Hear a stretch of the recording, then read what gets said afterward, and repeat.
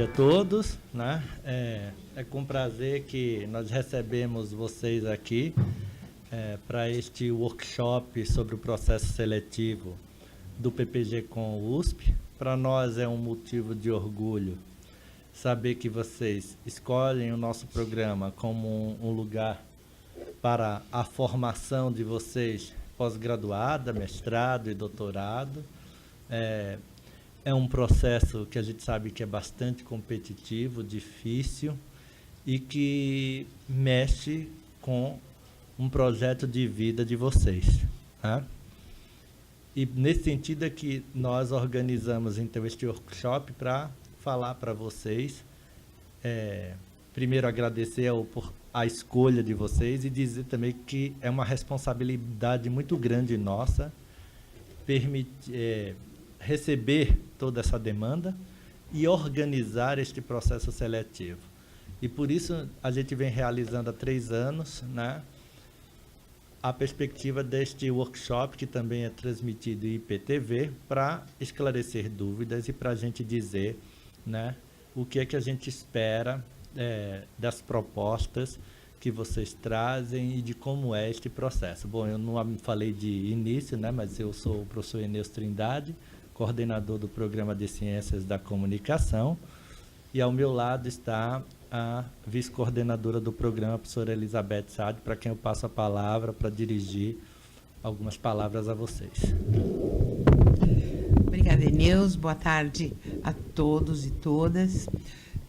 Sejam muito bem-vindos aqui na escola, no nosso programa. E a nossa proposta aqui hoje é estabelecer um diálogo com vocês e colocar de uma maneira bastante clara, explícita, como funciona não só o processo seletivo, mas principalmente como funciona o programa de pós-graduação em Ciências da Comunicação aqui na escola, aqui na USP.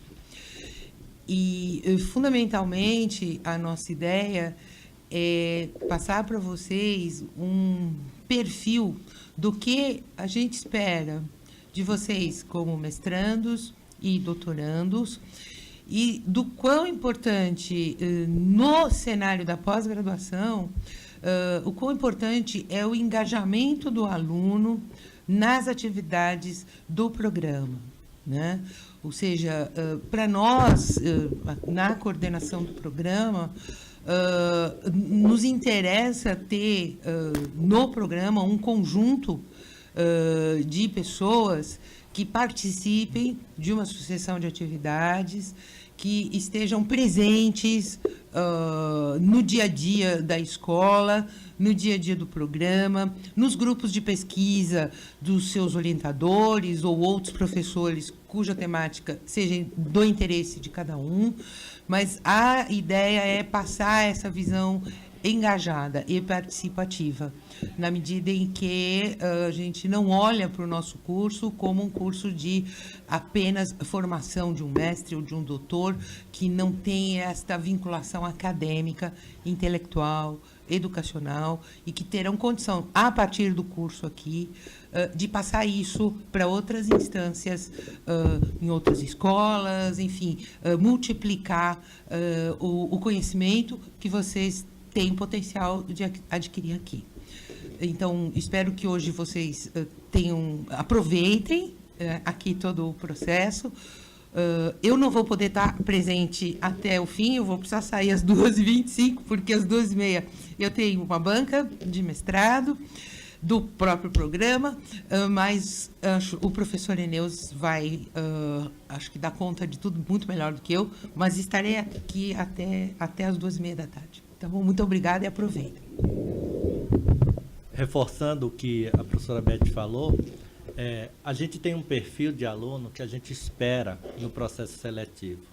Além das competências que vocês demonstram a partir da prova, existe ainda um projeto e uma expectativa de dedicação de tempo, porque, como a Beth ressaltou, não é só vir aqui fazer as disciplinas e escrever sua dissertação ou sua tese.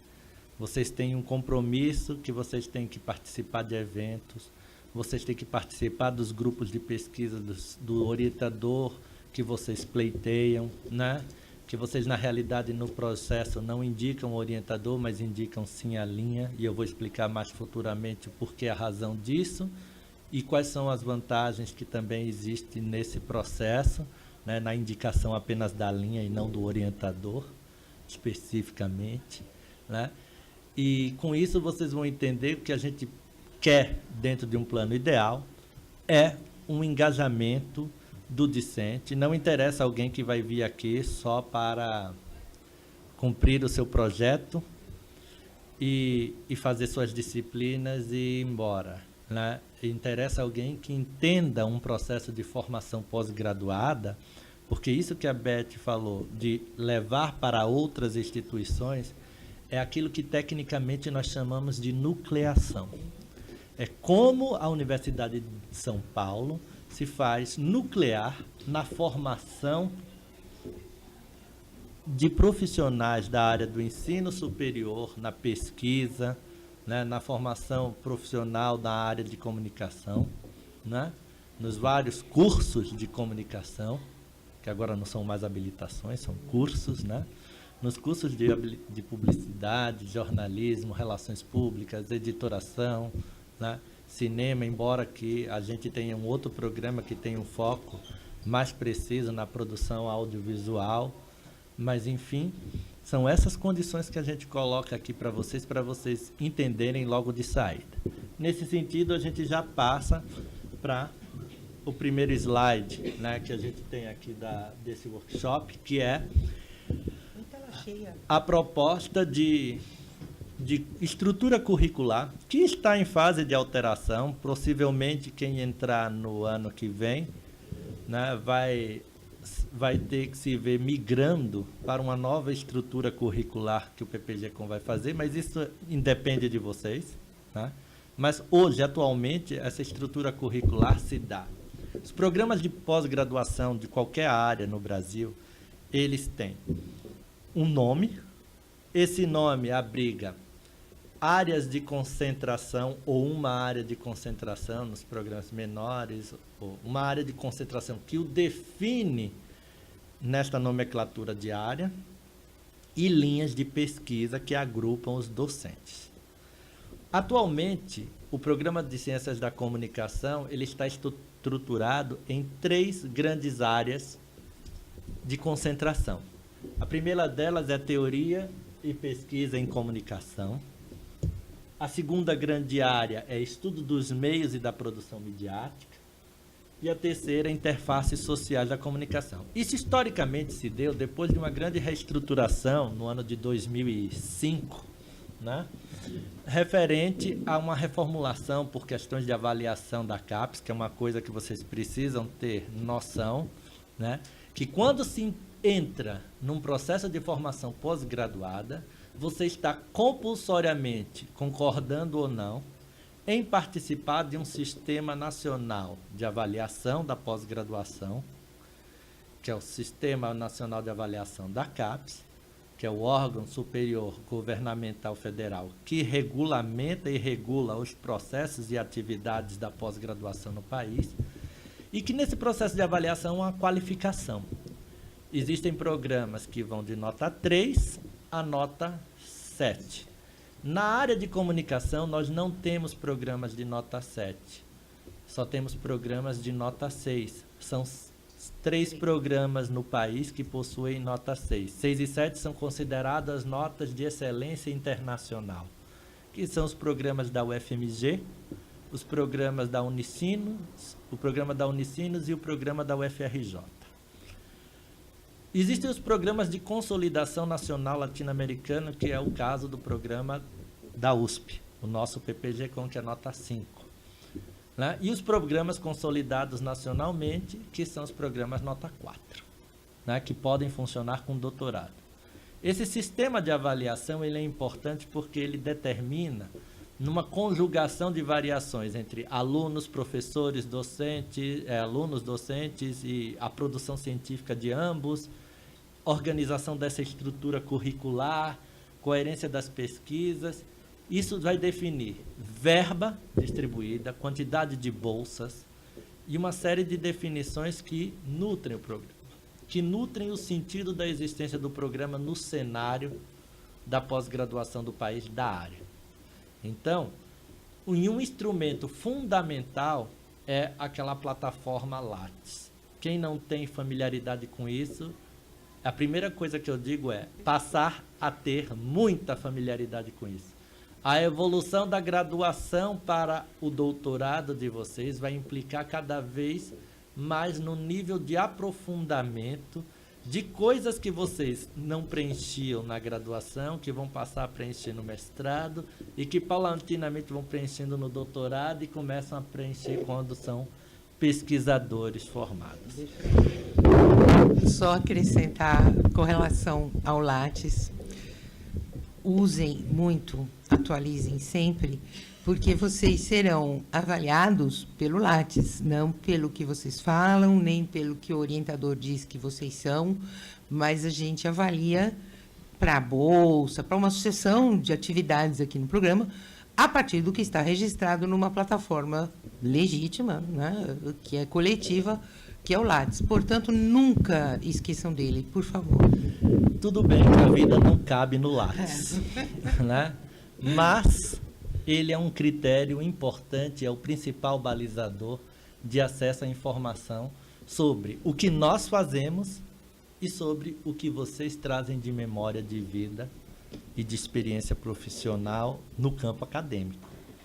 Então, quando vocês forem analisar, por exemplo, a escolha de vocês que vocês fizeram nas linhas de pesquisa, vocês tinham que consultar os professores dessas respectivas áreas de concentração e suas respectivas linhas de pesquisa.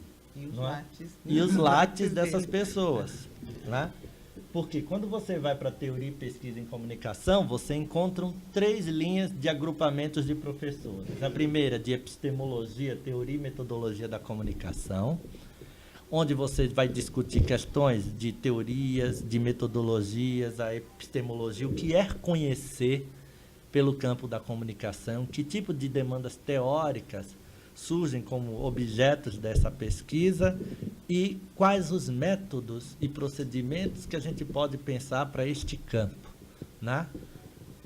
Depois você tem uma dimensão da preocupação com as linguagens midiáticas. O que é que no campo da comunicação traz de problema do fenômeno das linguagens midiáticas em seus vários produtos, né? E isso associado a uma dimensão de que essa linguagem se revela num posicionamento estético desses produtos midiáticos. Uma outra dimensão importante dentro da área de teoria e pesquisa em comunicação são os novos fenômenos empíricos e, por consequência, teóricos, metodológicos, colocados pelas questões das redes, né, da comunicação em ambiência digital. A professora Beth faz parte dessa linha, por exemplo, né? E aí você tem os desafios da teoria e da pesquisa em comunicação lançados a partir das perspectivas dessas redes e ambiências digitais, né? Como um fenômeno contemporâneo que reorganiza os sentidos das teorias da pesquisa em comunicação. Então, vejam, no campo das linguagens, você tem toda uma lógica da gramaticalidade dos signos, né, que constituem as formas recorrentes de pensar uma sintaxe comunicacional, todo o aspecto estético desses produtos midiáticos que estão aí. Na área de estudos dos meios, da qual eu faço parte, existem 2 linhas de pesquisa. A primeira sobre informação, né, e mediações nas práticas sociais, que é mais ligada às perspectivas das ações da informação e circulação, produção, recepção das atividades jornalísticas e da construção de um saber a partir da comunicação, né, como produto midiático, e o enfoque sobre consumos e usos midiáticos, que trabalha a palavra consumo numa ambivalência. Tanto o consumo midiático, numa lógica da produção e da recepção dos produtos de mídia, mas também aquele consumo mediatizado, que é da ordem das marcas, né? Promoção da publicidade, da circulação das mercadorias, da linha qual eu faço parte, né? E nesses processos você vai tendo direcionamento de projetos voltados para esses dois mundos, esses dois eixos de linha de pesquisa. E, por fim, uma terceira linha, que se chama Interfaces Sociais da Comunicação, que abriga, essa área abriga 3 linhas, na questão da comunicação, cultura e cidadania, que também favorece a questão das relações dos movimentos sociais, né? Da questão do acervo, da memória, como processo midiático que desencadeia uma certa influência nas lógicas de direito da vida e do exercício da cidadania, a linha de comunicação e educação, né? E a linha de políticas e estratégias que procura perceber as perspectivas da ação da comunicação organizacional, das relações públicas, no ambiente de formação, na comunicação corporativa, com suas tendências no ambiente digital. É lógico que o digital vai permear também todas essas linhas, né? Todas essas linhas. Não está só na linha de pesquisa de comunicação em ambientes digitais, está mais forte ali. Mas existem fenômenos das questões digitais que são abordadas por essas outras linhas, né?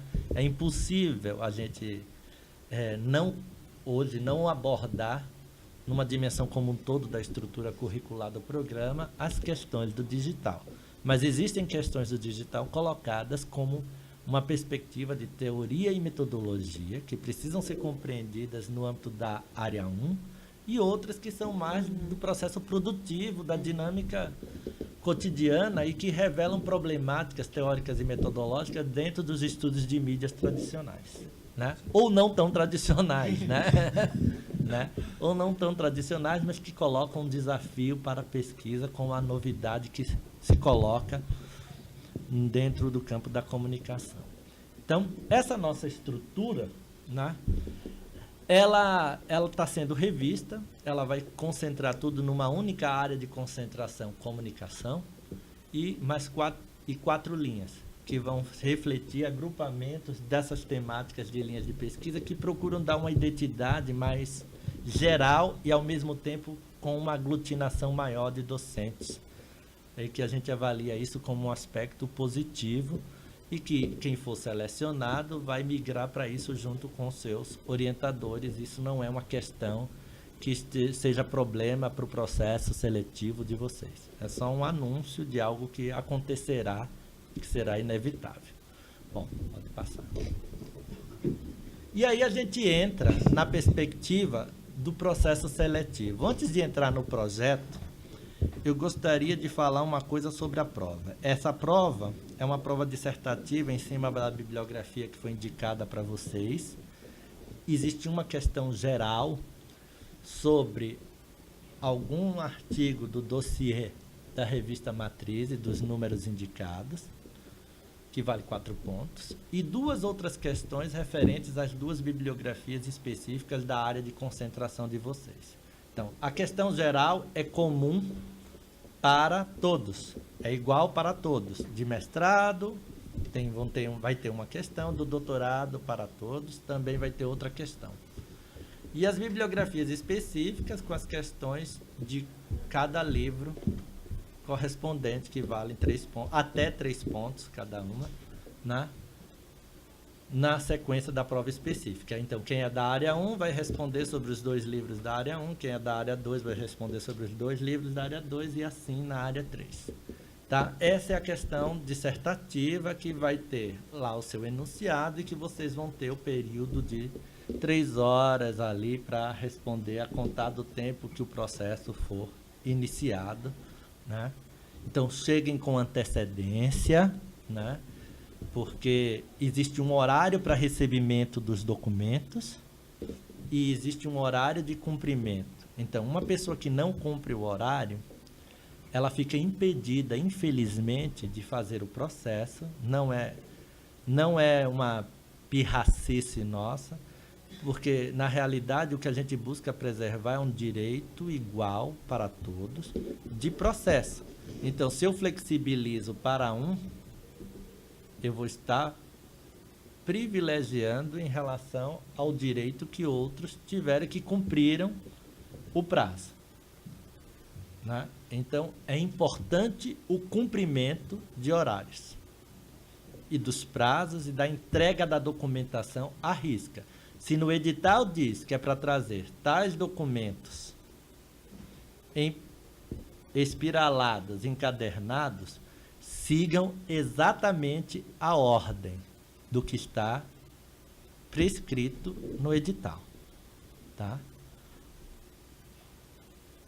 Só vai haver um tipo de excepcionalidade, que são aquelas pessoas que têm que apresentar algum tipo de documento dizendo que se comprometem ou que podem concluir até 31 de dezembro. Nesse caso, essas pessoas elas têm que trazer algum tipo de comprovante de que estão cursando e que podem defender isso. Porque se elas não tiverem os documentos necessários no ato de matrícula, mesmo que tenham sido aprovadas, elas perdem a vaga.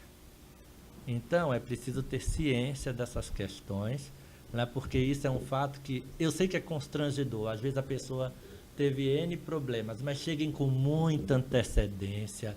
É um dia que vocês têm que se dedicar só para isso. Não podem ter outras coisas. Infelizmente, nós temos que ser duros nesse processo. São mais de 300 candidatos. Eu não posso ter critérios para a especificidade das pessoas. Todos têm que se enquadrar dentro do critério único. Pois não? Só uma pergunta sobre a primeira lista. Na revista Matriz tem uma parte para artigos acadêmicos e uma segunda parte que são resenhas de livros. É só a parte do dossiê. Só para você, só os artigos acadêmicos. Só os artigos acadêmicos Do do dossiê. dossiê, porque tem os Você vai ver artigos que tem acadêmicos diferença. depois em pauta. Tem 3 seções na revista Matrizes: dossiê, entrevistas, resenhas e em pauta. E publicações das teses defendidas, né? A listagem das teses defendidas. Só a primeira parte do dossiê. São os artigos que podem cair na prova, né? Na realidade, a prova já está feita. Né? Guardada, 7 chaves. Não, tá bom. Obrigado, Beth. Gente, obrigada. Desculpa ter que sair, mas hoje coincidiu tudo. Tá? São muitos eventos Por hoje. demais. Obrigado, Beth. Obrigada a você. Então, vejam, essa explicação que a gente está dando sobre a questão da pontualidade para a organização, para quem está assistindo via IPTV, é importante reforçar. É fundamental. Tem gente assim, meu ônibus atrasou, meu caso. Tem gente que chega com o material sem estar encadernado. Se diz que é para trazer encadernado, se é uma coisa tão importante para fazer na sua vida, você não pode deixar as coisas para a última hora. Do mesmo jeito que é sério para todos, né? Que você tem muita gente também que vem na perspectiva de aventurar, de ver como é um processo seletivo, eu quero fazer mestrado, mas não tenho muita ideia do que seja. É um projeto de vida, tá? É um projeto de vida, tem uma série de burocracias que precisam ser atendidas, é uma coisa que toma muito tempo da vida da gente. Veja, eu frente às minhas pesquisas, às minhas publicações, às minhas atividades de aula, eu ainda tenho atividade de gestão e de secretariamento, todo esse processo. Porque, veja, eu tenho que pensar que depois que vocês fizerem a prova de vocês tem que ser codificada para ser destacado o nome de vocês, para ir para a correção dos docentes, sem a identificação. Então, existe toda uma logística da identificação do material, de arquivamento deles, para a gente poder tudo. Então, existe, e não são mais de 300 pessoas. Então, cumpram à risca aquilo que está no edital, né? Isso é uma coisa que eu recomendo e que eu deixo frisado para isso. A segunda coisa tem a ver com o que está aqui na tela, que são as orientações para perspectivas de projeto. É muito comum a pessoa, sobretudo no mestrado, no doutorado menos, porque aí a pessoa já calejou um pouco no mestrado e já aprendeu. O mestrado serve para quê? O mestrado deve se tornar mestre, significa saber situar determinados assuntos no seu campo de conhecimento, saber localizar, dar o enfoque, ele pode ter originalidade ou não, né? Mas dá um enfoque teórico, metodológico de algo que você saiba localizar no campo da área de conhecimento. O doutorado é algo que te dá autonomia para a pesquisa, portanto, precisa da perspectiva do ineditismo, da perspectiva da inovação teórica, metodológica, que se busca ou pelo tema, ou pela própria teoria e metodologia que se aplica em cima de um tema. A questão do pressuposto de pesquisa é muito forte, que pode ser considerado também equivalente a uma hipótese. Eu, particularmente, por minha formação, eu não defendo... Se fala no projeto que o projeto de doutorado tem que ter uma hipótese. Mas eu entendo que, às vezes, as pesquisas qualitativas, elas não trazem essa característica, elas trazem uma ideia de um pressuposto ou uma pressuposição muito forte que vai nortear a compreensão daquele processo que vai ser estudado. Mas chamemos de hipóteses ou pressupostos de pesquisa, eles têm que estar bem estruturados, né? A hipótese, dentro da perspectiva experimental, eu vejo como algo que precisa ser validado. E, na realidade, nossos problemas de pesquisa não passam por uma perspectiva de validação. E se, na maioria dos casos, na maioria, eu não posso dizer todos, mas na maioria, pela perspectiva da compreensão de como essas arquiteturas exploratórias sobre objetos podem ser estruturadas e compreendidas em seus processos sociais, culturais, que a dinâmica midiática institui, ou comunicacional institui na vida. Então, vejam, quando a gente pede um projeto de 20 páginas, né, a gente procura também seguir isso à risca, né? Se você me disser assim, mas se tiver 21 páginas, vai ser desclassificado? Olha, desclassificado não vai, mas pense que, dependendo do professor que for orientá-lo, ou que for avaliar, dos professores que forem avaliar, isso pode ser um dado observado e pode influenciar na diminuição de pontos de vocês. Então, cumpram sempre o que está escrito, né? Cumpram sempre o que está escrito, né? A capa deve seguir essas recomendações, né? O título do projeto e o resumo. Isso é uma coisa muito importante, porque eu vejo que as pessoas não sabem fazer resumo, né? O resumo fala de tudo, mas não diz o que é o projeto. Ou então o resumo fala de uma coisa. O resumo tem que ter um traço do objetivo principal do projeto, qual o problema que origina ele, que caminhos metodológicos você deve seguir para explicar esse objeto, e quais são os resultados esperados. Falando assim, parece muito simples, né? Mas você tem que procurar adequar essa estrutura. O que é que eu vou estudar? Com que finalidade? Quais teorias e procedimentos que eu pretendo aplicar, né? Isso é uma coisa, às vezes, muito frágil no mestrado. Tem gente que diz, eu vou fazer levantamento bibliográfico e entrevistas. Isso é procedimento, mas qual é a teoria que vai se investir sobre isso? E será que esses procedimentos dão conta de todo o seu objeto? É lógico que no caso do mestrado se dá mais tolerância a essa imprecisão, mas no doutorado não, né? No doutorado, como eu falei, é alguém que já sabe localizar o seu tema, né? Então, esses elementos que constituem a introdução, a adequação do projeto, a linha de pesquisa, isso deve ser feito no momento prévio, quando vocês já se inscreveram, né? Vocês se inscreveram e devem ter observado as temáticas, as ementas das linhas de pesquisa, devem ter procurado ver quais eram os professores que ali estavam e tentado ajustar a temática, ou pelo menos esse é o princípio que deve ser. Tentar ajustar a temática do seu projeto, aquela proposta do conjunto de docentes que ali está, procurando ver quem tem projetos que podem dialogar com o de vocês, sobretudo como vocês podem se inserir em projetos de docentes que já estão em andamento. Porque percebam, existe uma lógica institucional.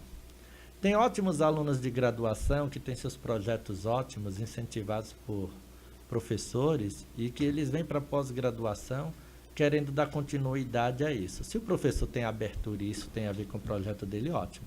Mas tem alunos que vêm com suas ideias, uma ansiedade de protagonismo muito grande, e, por outro lado, existem as redes de pesquisa já consolidadas dos seus orientadores, ou dos seus possíveis orientadores. Tem que haver a adequação desses interesses, né? Como a gente disse, vocês não estão aqui só para fazer o projeto de vocês estão para receber uma formação. E nessa formação vocês vão estabelecer uma parceria que se dá numa relação. Todos têm que gostar do tema que estão fazendo, todos têm que gostar da proposta de vida acadêmica, porque vai implicar em idas a congressos, escritas de artigos científicos. No mestrado, a gente solicita que os alunos tenham 2 produções. No doutorado, a gente solicita que o aluno tenha pelo menos 6 produções, entre anais completos de congresso, livros, capítulos de livros ou periódicos, alguma coisa dessas, né? Para docente não vale, por exemplo, produção de anais completos. Só vale periódicos, livros, capítulos de livros, né? Só vale esses 3 tipos de produção. Então, vejam, vocês ainda têm uma possibilidade de se colocar. Mas eu diria, por exemplo, eu sempre falo para os meus orientandos que quem quer fazer carreira acadêmica não pode ter só artigo de congresso. Tem que ter publicação em periódico, porque é assim que você faz o seu diferencial para concurso, né? Se você não tem produção em periódico, você está competindo no igual com todo mundo, sem diferenciação.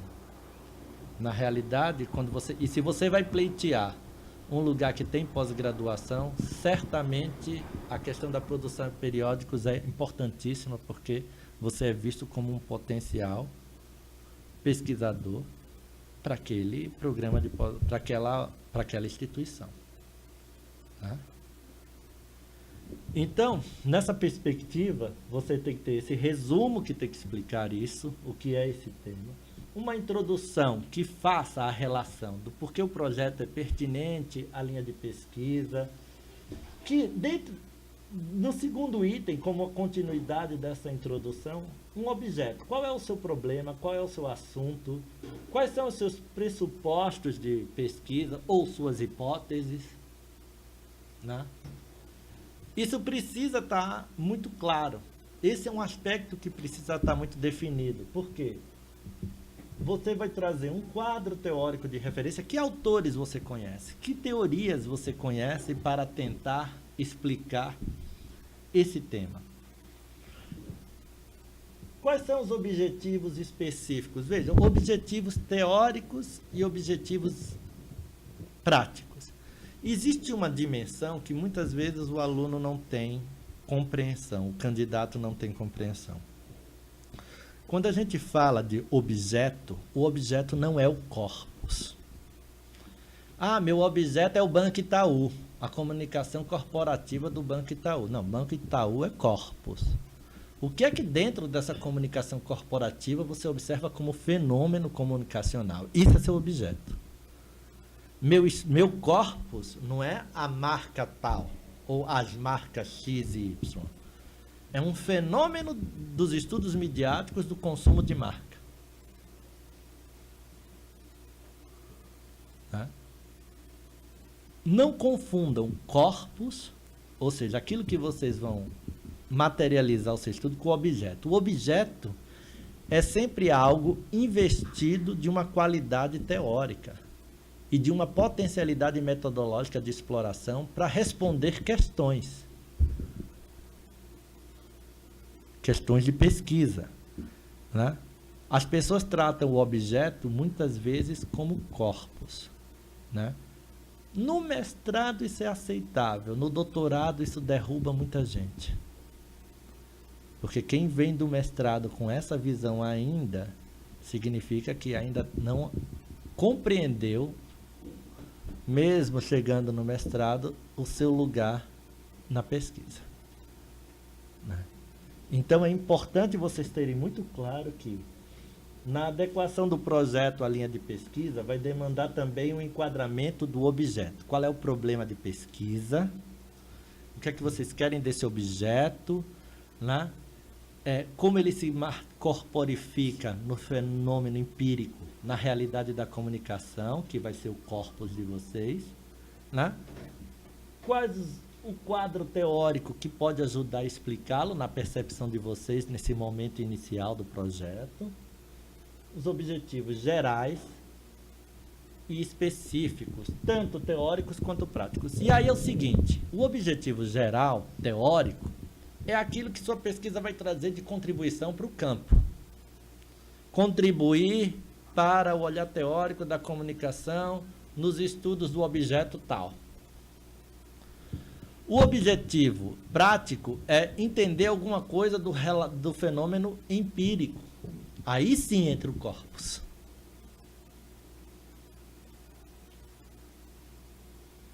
E os objetivos específicos, eles tendem a responder coisas que, nas suas partes, podem ajudar a compreender o objetivo geral.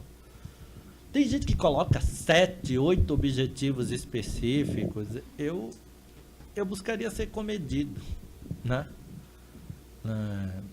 Pensar um dimensionamento do objeto na sua complexidade teórica e prática, né? A gente fala isso e muitas vezes isso é uma questão de abstração para as pessoas. E muitas vezes as pessoas ainda não estão prontas para esse processo, né? Para pensar essa diferença entre os objetivos geral, teórico e prático, e pensar também os objetivos específicos, teóricos e práticos. Às vezes, o objetivo específico, teórico, é contribuir para a discussão em um ponto, em um conceito, em uma definição específica.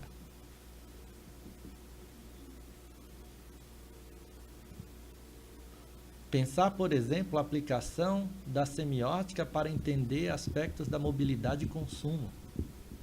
É um ponto específico. Né? Se eu vou ver isso em algumas marcas, na comparação de 3 marcas em 3 contextos distintos, isso é o meu objetivo específico prático. Né? A gente tem muita dificuldade de separar os objetivos geral e específico. Tem gente que faz 3 objetivos gerais, né? 4, e aí 7, 8 objetivos específicos. Geralmente essas pessoas elas vão confundir os objetivos específicos com etapas da metodologia e dos procedimentos de pesquisa, o que não deve ser feito. Já estou dizendo que não deve ser feito. Confundir etapas dos procedimentos. Por exemplo, levantar material sobre a pesquisa. Isso é etapa da metodologia, não é objetivo específico. Agora, analisar sobre o método na perspectiva da teoria tal, o método tal, é um objetivo específico. É preciso ter claro essas coisas, porque num ambiente competitivo como é este que vocês estão no processo seletivo, que tem 55 vagas, e a questão da distribuição disso, né, por áreas de pesquisa, por que a gente opta, então? É preciso ter atenção à qualidade de quem faz projetos mais bem delimitados, vai colocar na frente essas pessoas em detrimento daquelas que não têm tão claro esses processos. E por isso que a gente pede, no ato da entrega da prova, os documentos com o projeto. Porque quem não tem projeto, não tem proposta de pós-graduação. Né? É preciso ter o projeto.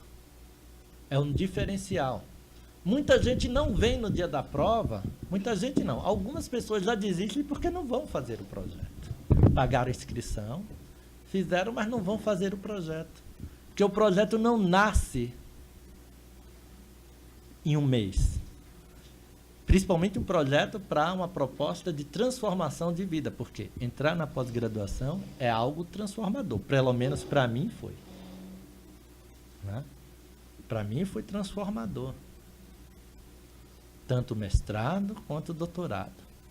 Então, e assim, o nível de burocratização que a pós-graduação entrou e também a demanda que é gerada em cima dela, né, obriga com que a gente tenha esses parâmetros, né, pouco flexíveis e que tenham esse condicionamento. Mas, uma vez participando, você tem as benesses de estar num programa de pós-graduação consolidado, com forte relação no âmbito ibero-americano, com relações também com o contexto nórdico, europeu e francófono. Quer dizer, você tem aí uma possibilidade de trânsito, de convênios que a USP traz para o desenvolvimento dos seus estudos, que é gratificante e é transformador.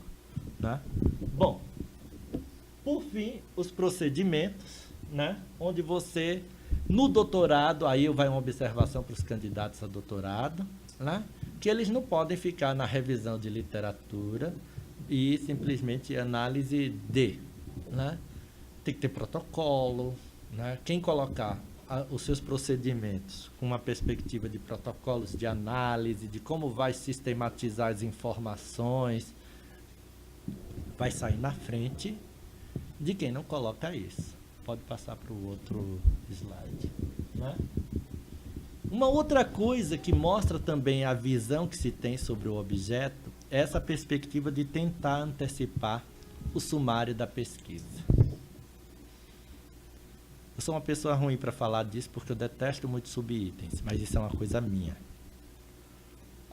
Os vários subitens podem ser esclarecedores do que você quer abordar na pesquisa e permite um roteiro de leitura do que você quer imaginar para sua dissertação ou tese. Mas eu particularmente tenho uma dificuldade com essas questões de subitens. Eu acho que eles poluem, né, o sumário da tese. Né? Mas, enfim, é uma possibilidade, é um estilo e eu respeito. E não é necessariamente uma coisa que eu vá punir o aluno que vem se candidatar na minha linha, que faz esses tipos de sumário. Mas é interessante ver a lógica que o aluno estabelece para explicar o roteiro da pesquisa dele. Isso demonstra também um tipo de maturidade e de conhecimento sobre o objeto. Né? E as referências bibliográficas, que eu quero falar uma coisa para vocês. É uma área que tradicionalmente valoriza a cultura livresca, mas o up-to-date da pesquisa não está nos livros, está nos periódicos. Eu não vejo quase ninguém citar periódicos na área de comunicação. Às vezes eu vejo dissertações inteiras estruturadas em livros. E assim, isso tem um problema. Essa falta de conhecimento do que está nos periódicos reverte no que está na outra página sobre o enquadramento de objeto. É muito comum no mestrado as pessoas trazerem os temas que elas acham que são bacanas como se fosse a invenção da roda. E aí elas escutam que esse tema é muito batido, que esse tema foi bastante explorado, que esse tema não é tão inovador, que ele não tem tanto interesse assim, e a pessoa às vezes fica muito frustrada. Uma coisa que vocês devem fazer no objeto de vocês e procurar fazer até a semana que vem, se ainda não fizeram, é buscar uma certa revisão de literatura. O que é que existe feito? Existe o banco de teses da CAPES, de dissertações. Ninguém nunca falou nada no Brasil inteiro. São 46 programas de pós-graduação.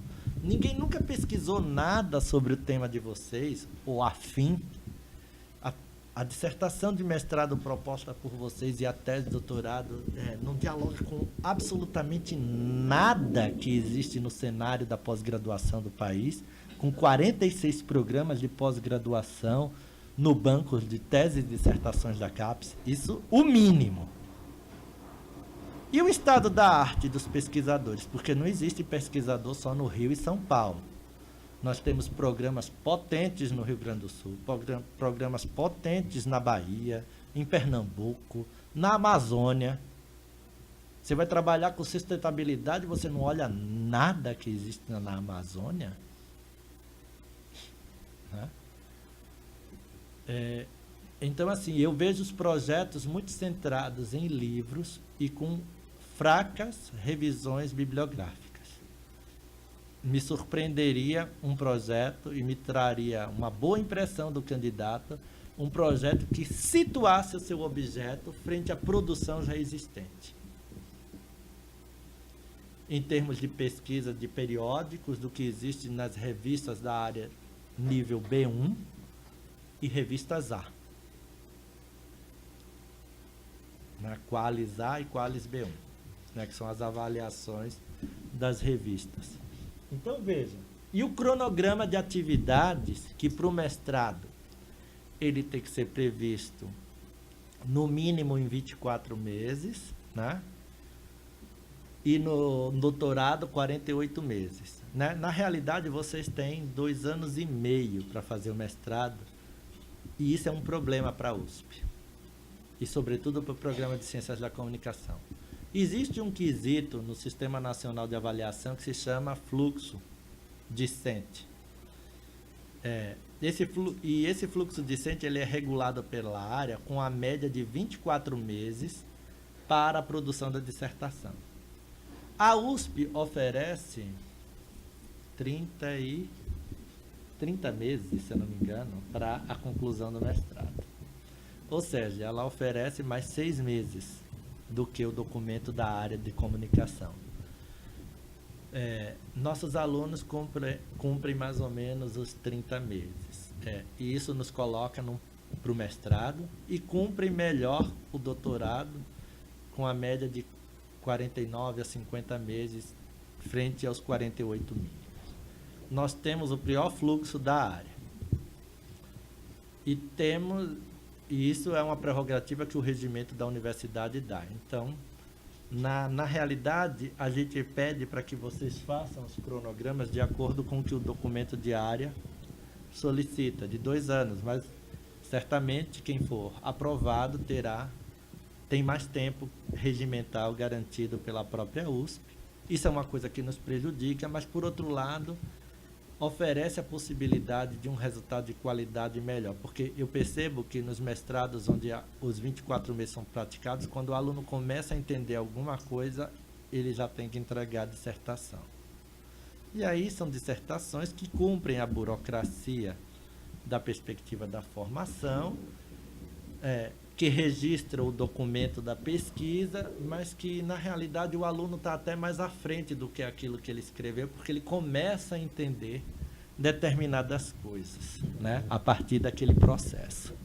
Então, vejam só, o cronograma ele é importante, e nesse cronograma não é só a disciplina, aqui eu estou dando uma dica enorme, não é só a questão da disciplina e da realização da pesquisa. Que eventos vocês vão participar? Que grupos de pesquisa vocês querem participar? Vocês têm que prever a presença de vocês nesses cronogramas. Como vocês vão fazer a produção que vocês têm que fazer para o período de mestrado? Tudo isso tem que estar previsto no cronograma. Lembrando que, para o mestrado, são exigidas 2 produções. E para o doutorado são exigidas 6 produções, né? Entre participação em eventos com anais completos publicados, periódicos, capítulos de livros e livros organizados, ou livros integrais, de autoria individual ou dupla, sei lá. Então, esse cronograma ele não pode se restringir ao fato de vocês cursarem disciplinas e criarem o cronograma da pesquisa de vocês. Junto com esse cronograma de pesquisa tem que vir um cronograma de atividades para a produção desses materiais de produção científicas relacionados à tese de vocês, a participação de grupos de pesquisa com o orientador, com outro docente que vocês acham que seja importante, né? A perspectiva de participação de congressos, como, por exemplo, o Congresso da Intercom, nacional, regional, né? Vocês precisam fazer circular. Então, é um cronograma de atividades que busca prever, né, o engajamento de vocês. Uma pessoa que apresenta só a disciplina e a etapa da sua pesquisa, ela vem, para mim, ela revela no cronograma aquela visão utilitária que tem da pós-graduação, que para nós não interessa. Que é aquele aluno que vem aqui fazer o mestrado ou o doutorado dele e vai embora. Esse cronograma me traduz isso. Para mim não serve. Pode servir para outro colega. Para mim não vai servir. Né? Então, entendam que o cronograma também é tradutor de uma proposta de engajamento. Né? Com horas de estudo, o que vocês acharem, períodos de estudo e assim vai. Né? Então, essa é uma característica aí do projeto de pesquisa, né? Com as considerações finais que vocês podem falar sobre as dificuldades que tem sobre a pesquisa, a falta de compreensão sobre alguns aspectos que vocês ainda pretendem superar durante a pesquisa, e assim vai, tá? Lembrando que para o doutorado é sempre exigido um grau maior de elaboração dessas questões do que no mestrado, inclusive contemplando a perspectiva de hipóteses. Tem mais algum slide? Bom, com isso eu desejo boa sorte para vocês e abro o espaço para questões que vocês possam ter sobre o processo seletivo. Estou à disposição. Você escolhe. Não tem nenhuma perspectiva de ser quadro dos 48 meses e com legendas, ou você querer fazer escrito, mas você tem que observar a questão das 20 páginas. Tá? Ótimo. Você precisa apresentar algum documento especial no sentido de trazer que pode concluir uma declaração de que você poderá concluir até 31. É ideal que seja da secretaria. É, da secretaria do seu programa. Devem fornecer. Onde você faz mestrado? Aqui? É, ou da secretaria ou do seu orientador. Tá? Não existe um padrão definido para isso, mas precisa trazer algum documento que viabilize isso. Eu preferiria da secretaria. Acho que uma informação, eu faço mestrado aqui também, já me conversou sobre isso na defesa seletiva de prova, e aqui no meu lançamento do PPQ informaram que eu posso pegar do Jano O histórico. defesa. O Jano tem a previsão de defesa com todos. Máxima. Aí eu pego essa informação. Sim, é uma outra possibilidade, Imprime a ficha do aluno, né, que vai ter lá a sua previsão de conclusão máxima, que é fevereiro, ou janeiro do ano que vem, agosto, sei lá. E você tem que saber que você tem que ter concluído até 31. E aí, se puder complementar com uma declaração do orientador.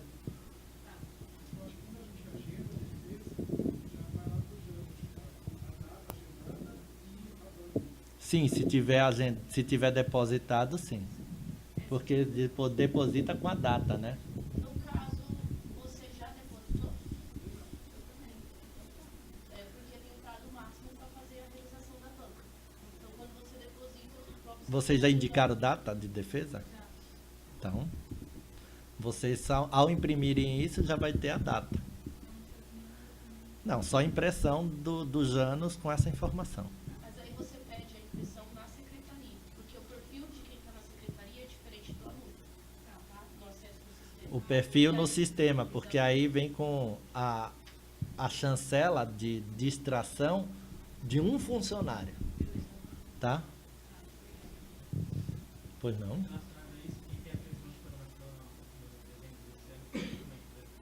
Deve trazer o seu histórico escolar, né?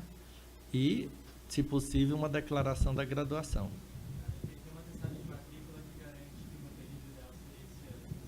Pode ser isso. Pode ser isso. Né? Porque isso é um caso omisso.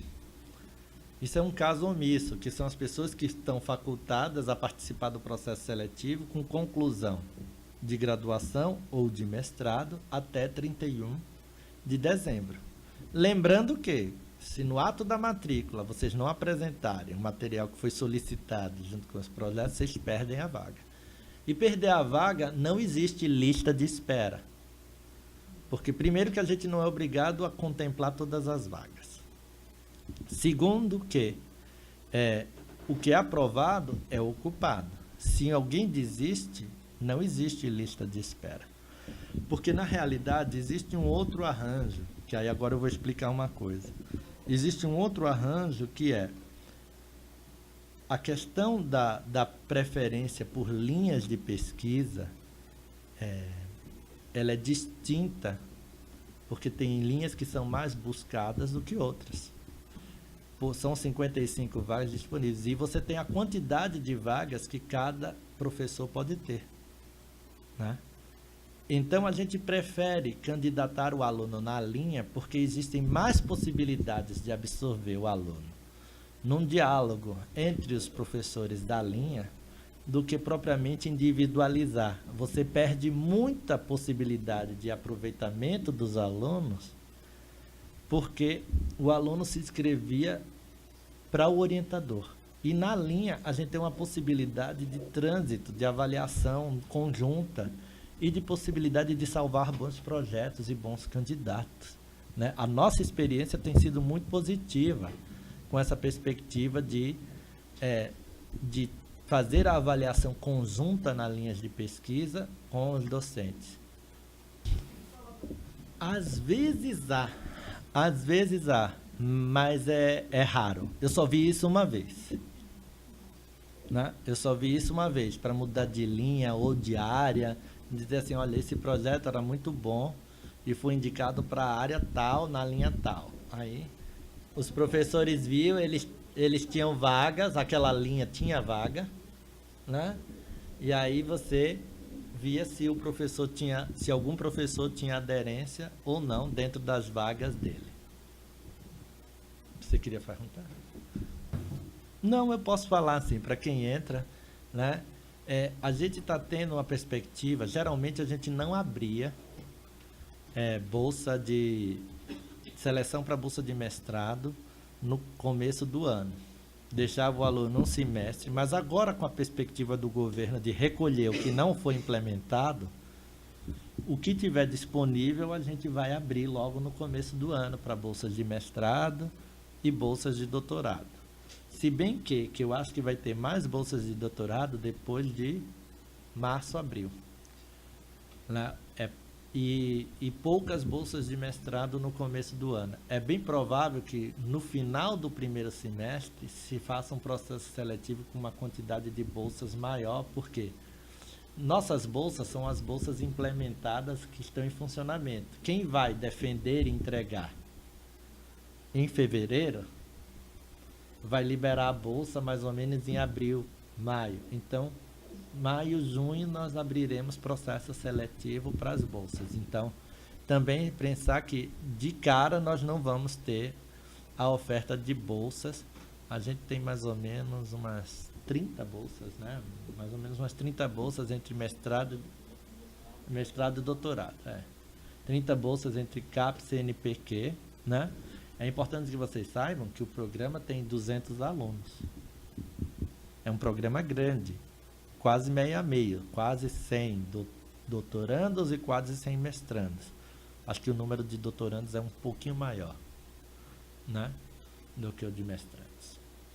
Então, você tem aí uma quantidade de bolsas sendo administrada.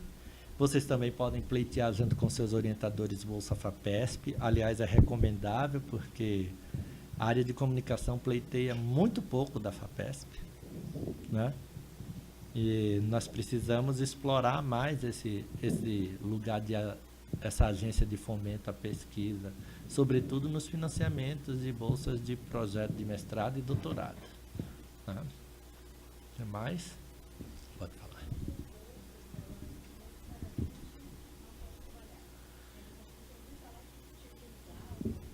A perspectiva é o seguinte da bolsa. A bolsa é para você ter dedicação integral à sua formação. É permitido que você tenha até, depois de ter ganho a bolsa, é permitido que você tenha até 20 horas de trabalho que sejam relativas ao seu projeto de pesquisa. Né? A gente tem interpretado, os alunos, por exemplo, começam a dar aula, os mestrandos começam a dar aula, né? Dando bolsa. Então aí eles começam com 8 horas, 12 horas. A gente dá o limite disso é 20 horas, mas após o ganho da bolsa. Antes da bolsa você tem que estar com sua carteira de trabalho livre, né? Se você é prestadora de serviço, você não precisa se justificar, você continua prestando serviço e tendo a sua bolsa. Isso não tem implicação, porque você não tem registro em carteira, não tem vínculo empregatício, né? Não vai ter como... não vai entrar em conflito de CPF, né? Que se você é registrado e se você tem bolsa, né? Então, o vínculo empregatício, ele pode, no limite de até 20 horas, posterior ao ganho da bolsa e relacionado ao trabalho do projeto. Diga. Dessa linha, para quem é sócio de microempresa, tem alguma limitação nessa função? Não, porque sócio de microempresa não é vínculo empregatício, né? Você pode ter a bolsa, você pode pleitear a bolsa, né? Mas não, porque a inscrição é PJ, né? É pessoa jurídica, não é pessoa física, né? Nesse sistema de projeto, o senhor passou, considera motivações sobre o tema? Se considera motivações sobre o tema na justificativa e no enquadramento do objeto. O que te motivou empiricamente na vida profissional e que vai demandar um problema de pesquisa e a conformação de um objeto para ser explorado de forma teórica e metodológica? Não, parágrafo, 5, 6 linhas, 10 no máximo, né? 10 linhas no máximo. Diga.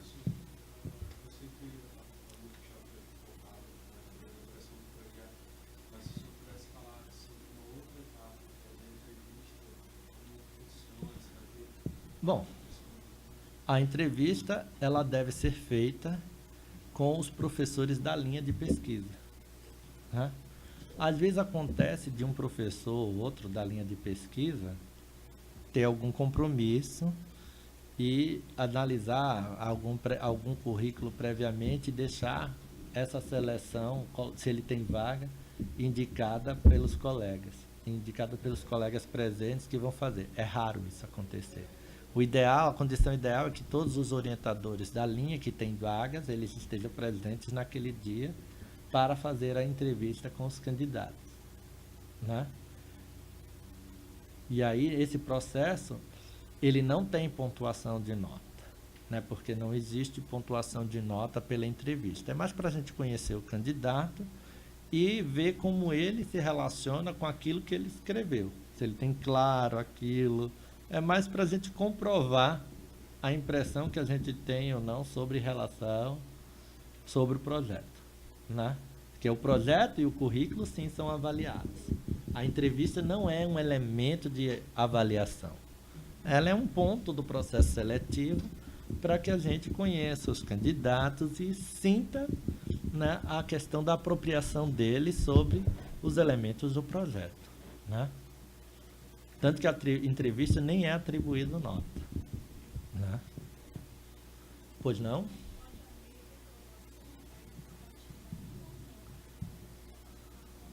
Não. Aí a gente vai ver o domínio da pessoa em relação à questão do projeto. E aí a gente vai atribuir os pontos ao projeto e à questão do currículo, né?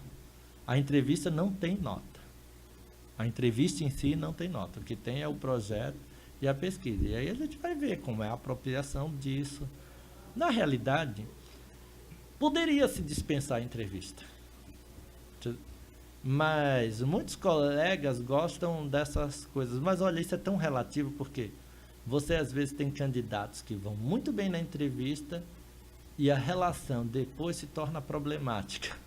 E você tem candidatos que você não esperava muita coisa deles, você aprova e eles se transformam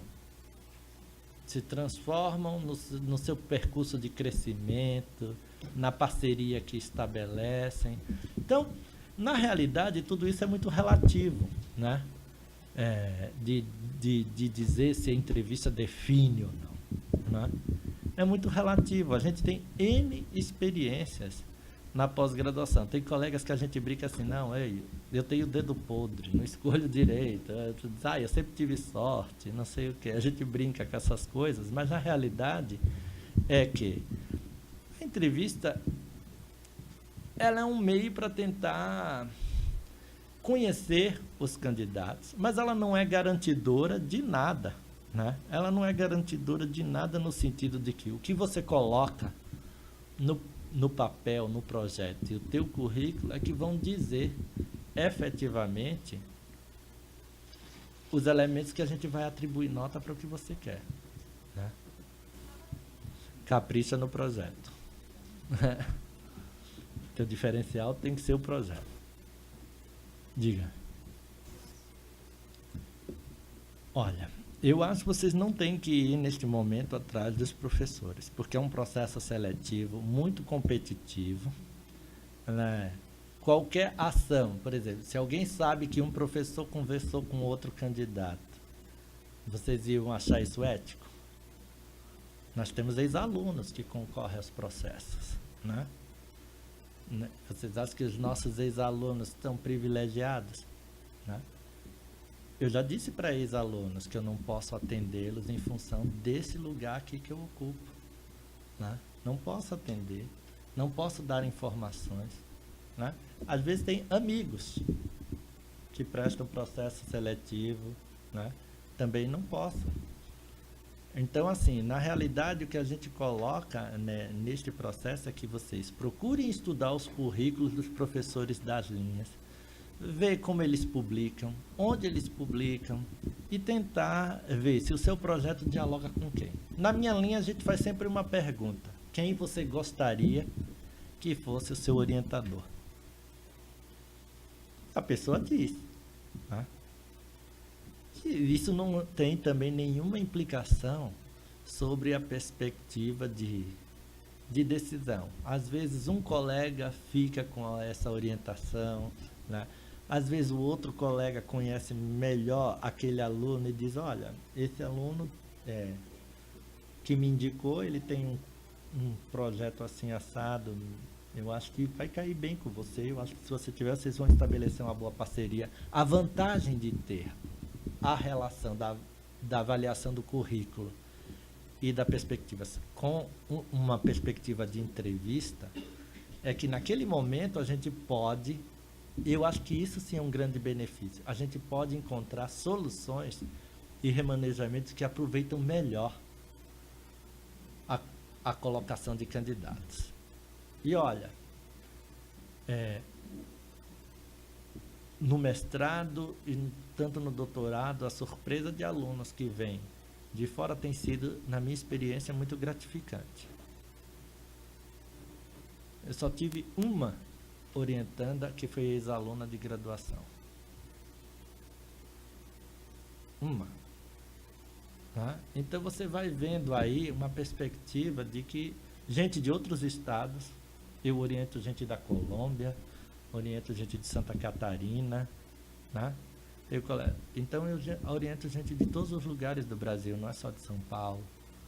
Então, você tem que pensar que você está pleiteando uma vaga na Universidade de São Paulo para uma linha de pesquisa e que você vai fazer o enquadramento desse projeto frente à idealização de um docente, mas se você puder fazer esse projeto de forma que ele dialogue com o conjunto da linha, você tem mais chances de ser melhor aproveitada, né?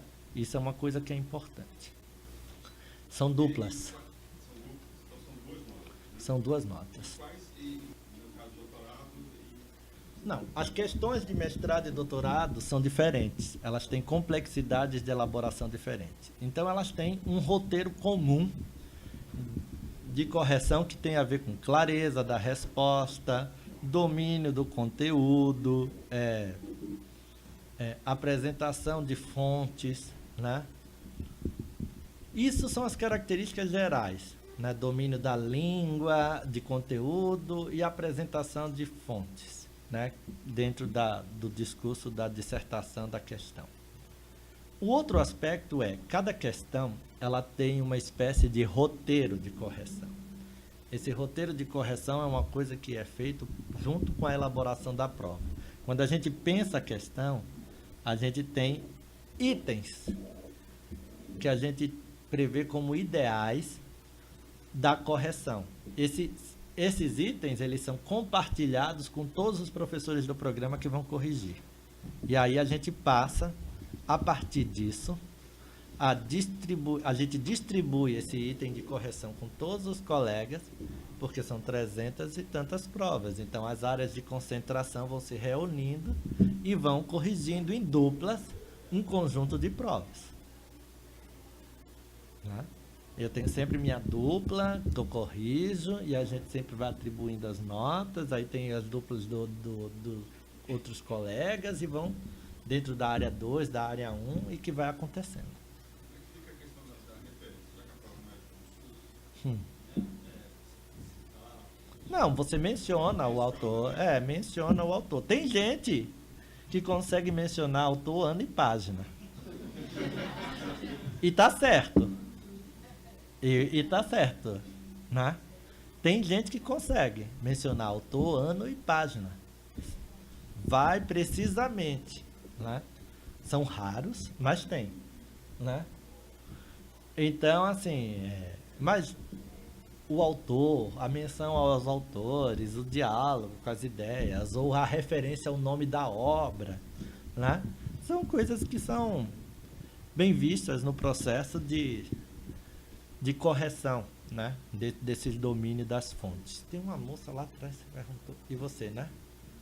Deixa ela primeiro e depois. Pode falar.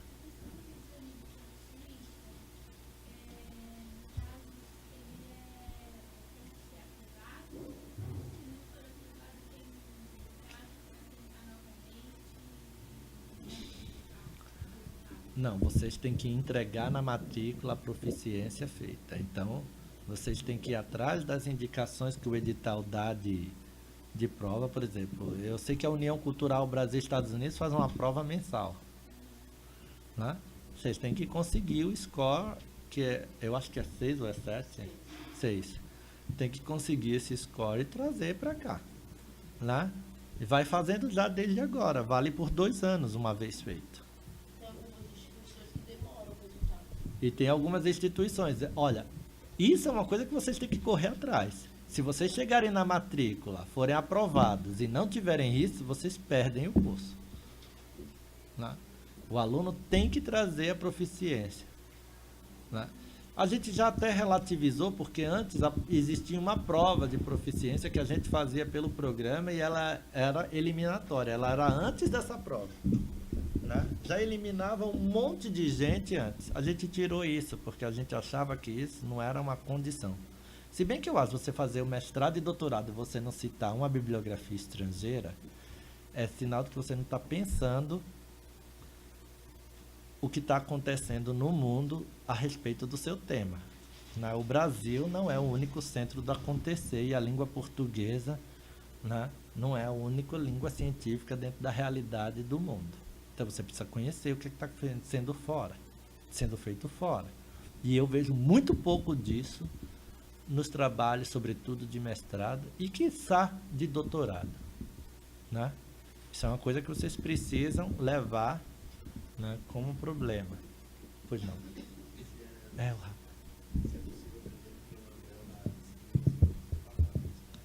É possível, sim.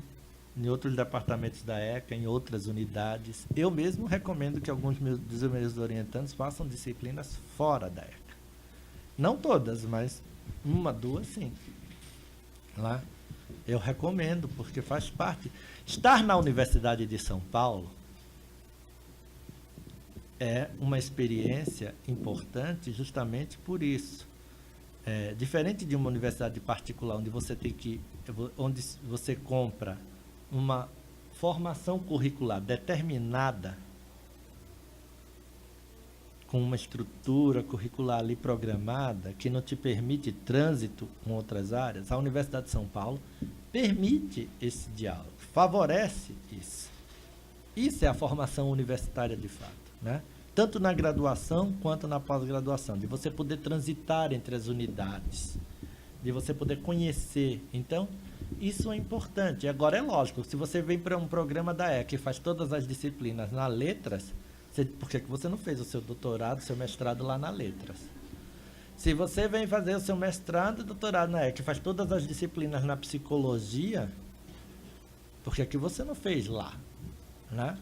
Existe uma pertinência de objeto, né? O que é pesquisar na ECA, nos objetos da comunicação, que não significa a mesma abordagem das letras, né? Qual é a especificidade desse objeto, né, comunicacional? Eu acho que muita gente também tem dificuldade com isso. Pois não? Tem alguma sugestão de quantas disciplinas a gente deve sugerir? O mínimo é 28 créditos para o doutorado, porque toda disciplina da ECA vale 7 créditos. Então, no mestrado são 28 créditos, pensados, então, 4 disciplinas, que devem ser feitas no primeiro ano, 2 em cada semestre. E no doutorado, são 21 créditos, 3 disciplinas, pensadas para serem desenvolvidas também no período de um ano. Entra sim. Pode ser solicitado, e agora com uma vantagem. Antigamente, o crédito de aluno especial retroagia o seu tempo. Agora não. Você pode solicitar e não retroage. Então, isso é uma coisa boa e permite que você faça mais. Eu, por exemplo, eu não sei, eu acho muito estranho que o aluno de hoje venha para a pós-graduação e ele queira fazer só disciplinas referentes ao seu projeto e queiram fazer só os créditos mínimos. Eu me lembro que eu fiz 9 disciplinas no mestrado. E se eu hoje consigo ter um entendimento do campo comunicacional, foi porque eu estudei coisas que não diziam respeito só à minha dissertação e à minha tese. Se você pensa só na sua tese e na sua dissertação, você tem uma formação limitada no campo, né? E uma visão científica do campo bastante restrita, né? Esses créditos são os mínimos exigidos, né, que a pessoa pode ter.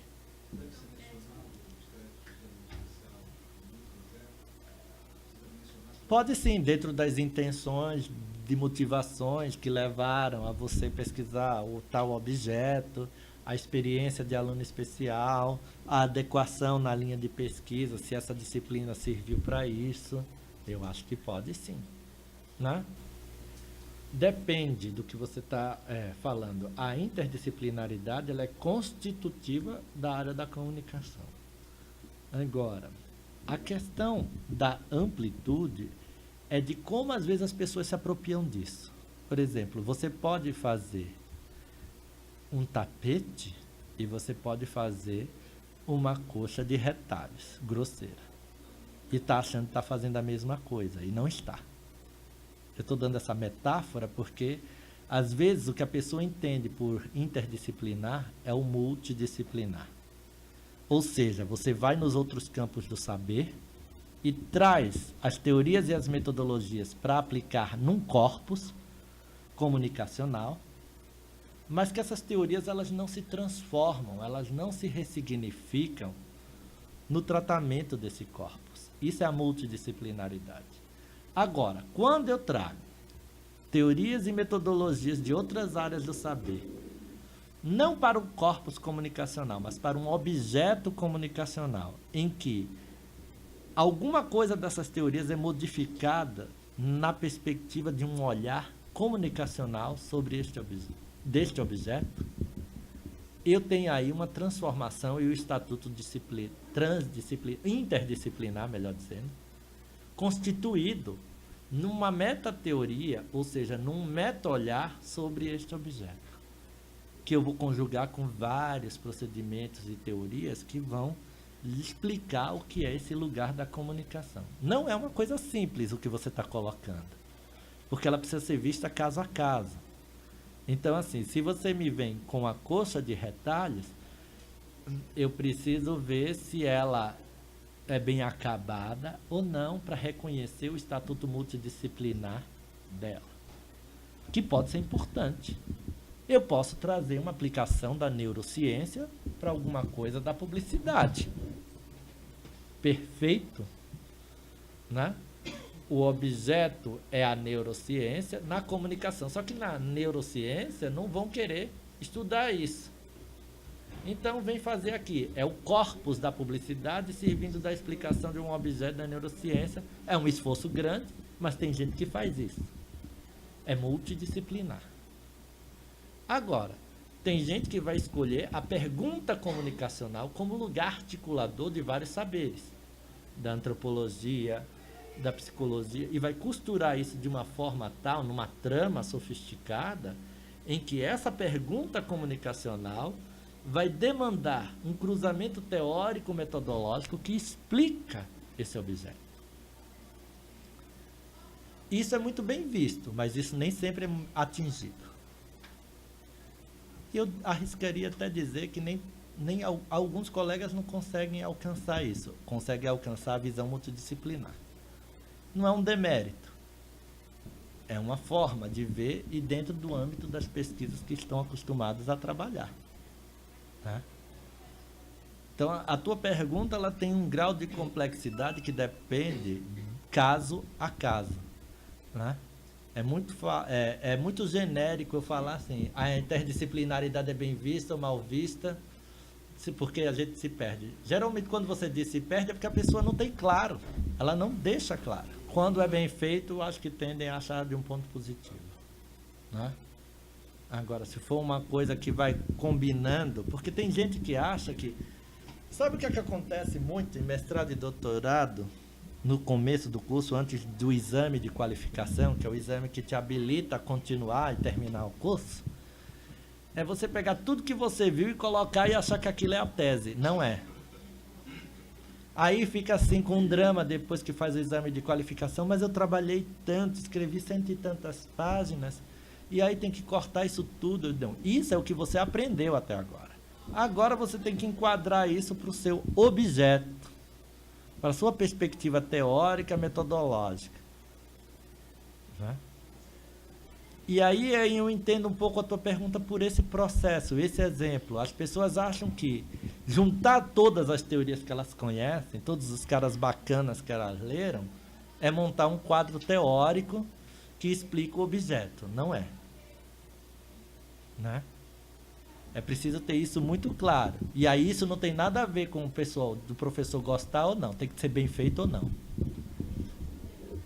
E isso é a vantagem competitiva, né? E a desvantagem na competição, num processo que tem mais de 300 candidatos.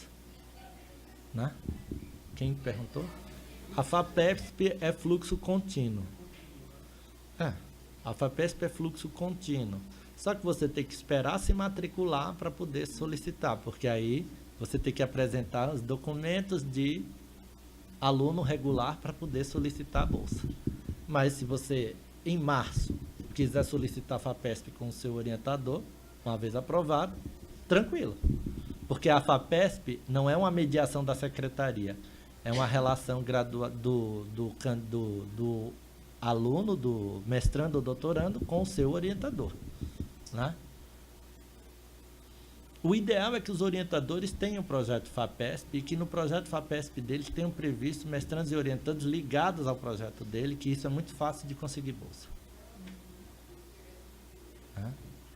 Alguma questão mais?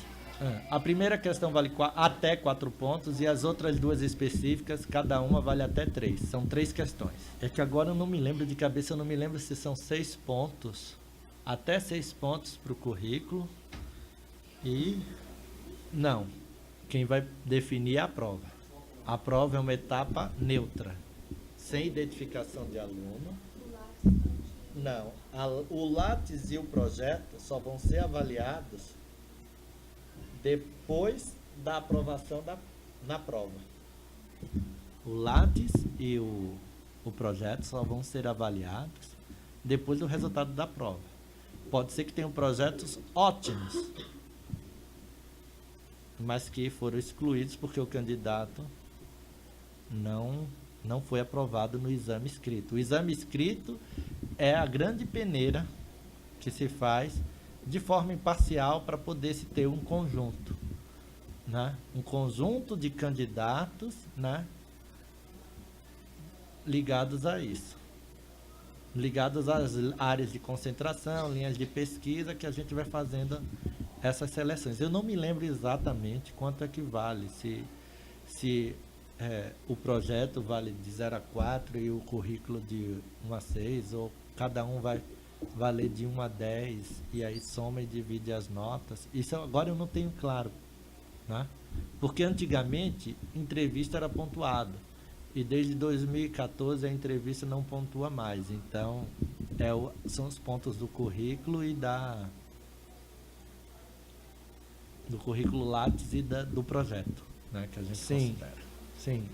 Para esse momento da inscrição, sim.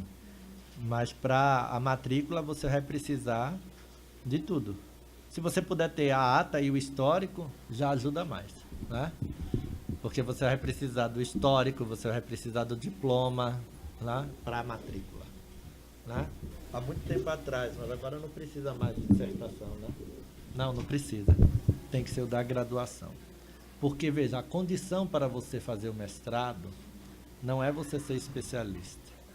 A condição para você fazer o mestrado é você ter graduação. Então, você precisa comprovar a condição de graduação. Em tese, o doutorado, por exemplo, quem vai fazer doutorado direto, a única condição de pleito para o doutorado direto é comprovar de imediato a graduação, né? Aí depois é que entra as questões de currículo, essas coisas todas. Mas a condição de saída é sempre a graduação para a pós-graduação estricto sensu. Alguma questão mais? A questão geral. As questões específicas de área de concentração dizem respeito aos 2 livros de cada área de concentração. Na área 1 é Muniz Sodré, Ciência do Comum, e o do Edgar Morin, da complexidade, né?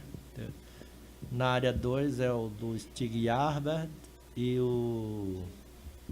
Qual o outro? O Jakes, Cultura da Participação, da Conexão. Exatamente. As questões gerais para o dossiê e as questões específicas para os 2 livros da área específica. Tá?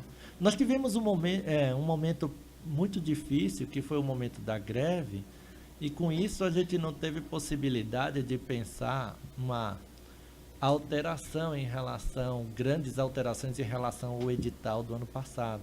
Então era mais econômico, para a gente não se perder no cronograma, manter as características do edital anterior e atualizar o processo de avaliação nessa perspectiva. Né? Alguma questão mais? Bom, então eu espero vocês no dia 6 e 7, né? Desejo boa sorte, lembrando sempre que é muito importante para nós essa escolha de vocês, e que a gente trabalha na perspectiva de colocar as nossas expectativas e de ver como vocês podem se ajustar a esse processo de trabalho pensando sempre na qualidade e numa perspectiva de formação pós-graduada, que é, na realidade, um projeto de vida, né? E por isso também toda a questão da exigência que envolve, porque a gente sabe que a gente está mexendo com as expectativas de futuros de todos, né? Para mim foi um prazer recebê-los aqui e, mais uma vez, eu desejo boa sorte a todos. E aos que estão assistindo também.